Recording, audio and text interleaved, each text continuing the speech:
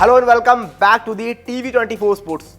And in this video we will discuss about Ravichandran Ashwin. Ravichandran Ashwin की retirement का हम सभी को पता है कि रिटायरमेंट अनाउंस की थी, कल अनाउंस की थी, लेकिन उसके बाद जो एक और मुद्दा अब तक बहुत घूम रहा है वो है व्हाई ही इज रिटायर्ड. क्या वो बिल्कुल पहले से प्लान बना चुके थे?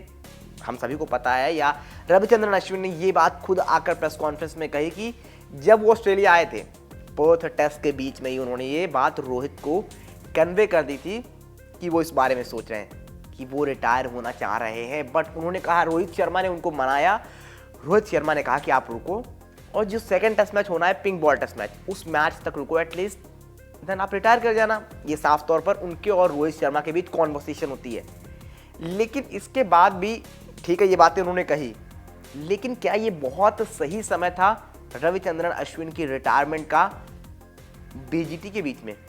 क्योंकि इतना बड़ा दौरा, आप वहां पर जाते हो and all of a sudden आप उस टूर के बीच में ये करते हो. अब इसके बाद 2-3 थ्योरीज हैं जो निकल कर आ रही है कि क्या रविचंद्रन अश्विन का ये सही टाइम था और उन्होंने रिटायरमेंट अनाउंस किया, तो क्या रीज़न है, बिहाइंड द रीज़न क्या है. बहुत से लोग तो ये बता रहे हैं, जिसमें the Harbhajan Singh one of man, जिन्होंने ये कहा है कि शायद इतने ज़्यादा विकेट लेने के बावजूद, इतने बड़े गेंदबाज होने के बावजूद, बल्लेबाजी से भी कंट्रीब्यूट करते हैं आपके लिए, बट जब आप बाहर जाते हो तो फर्स्ट प्लेइंग 11 का हिस्सा नहीं होते. आई थिंक वो बात शायद अश्विन को थोड़ा सा खली होगी कि सब कुछ तो कर रहा हूँ बट इसके बावजूद आपका प्लेइंग 11 में नाम नहीं. आई थिंक दैट्स द रीज़न कि उनको नहीं उन्होंने सोचा कि दिस इज़ द टाइम जब थोड़ा सा साइड होते हैं, क्वाइट करते हैं इस चीज़ को और नई जर्नी स्टार्ट करते हैं. तो ये कहानी हो सकती है. एंड एक चीज़ आ रहा है कि क्या कॉन्फ्लिक्ट था उनका, गंभीर का, उनका रोहित का. हालांकि रोहित से ऐसा लगा नहीं कि जब वो प्रेस कॉन्फ्रेंस में आया था कि कोई कॉन्फ्लिक्ट है, बट क्या कुछ चीज़ें हैं अंदरूनी जिनकी वजह से रविचंद्रन अश्विन ने ऑल ऑफ अ सडन ये रिटायरमेंट अनाउंस की. हालांकि ये रिटायरमेंट अगर वो इस सीरीज़ में भी अनाउंस करते और जब इन्होंने कल आकर कहा इस चीज़ को, ठीक है, अनाउंस करते और ये कहते कि ये लास्ट टेस्ट, ये मेरी लास्ट सीरीज़ होगी, मेरा फेयरवेल मैच हो सकता है कि जो लास्ट टेस्ट मैच होगा वहाँ पर मैं खेलूँगा and then I will decide to retire from international cricket. लेकिन वो नहीं किया उन्होंने जस्ट उस मैच के बाद ही रिटायरमेंट अनाउंस कर दी. वो ये आपका कल टेस्ट मैच खत्म हुआ और वहाँ से वो रिटायर हो गए. He will not play for the Indian team any more. कोई भी मैच आप खेलते हुए इंडियन टीम के लिए ये नजर नहीं आएंगे. एंड दैट्स द रीज़न कि जिसने इस बात को बहुत बड़ा बना दिया है. हो सकता था कि ठीक है, आप इस सीरीज़ में भी शायद हो सकता था चौथा 5वां मैच खेलते या नहीं खेलते, चीज़ें हो सकती थी कुछ भी, बट इसके बाद आपकी जब होम सीरीज़ होती.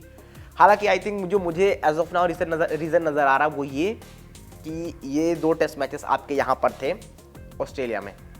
यहाँ पर हो सकता था आप खेलो नहीं खेलो, अभी कुछ कंफर्मेशन नहीं थी. एंड इसके बाद आपका जो नेक्स्ट टूर है वो इंग्लैंड है. WTC फाइनल पहुँचोगे तो वो है, अगर नहीं पहुँचोगे तो इंग्लैंड में ही WTC फाइनल होना है और उसके आसपास में ही 2-4 दिन के आगे पीछे आपका वो पूरा का पूरा 5 मैचों की सीरीज़ है.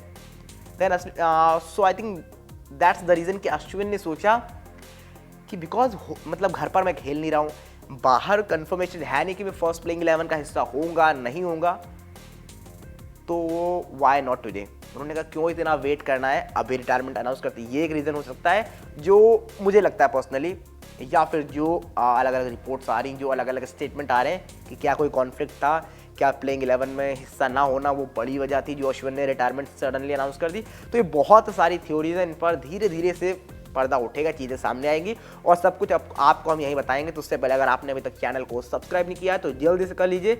वीडियो पसंद आए तो लाइक करना बिल्कुल ना भूलें.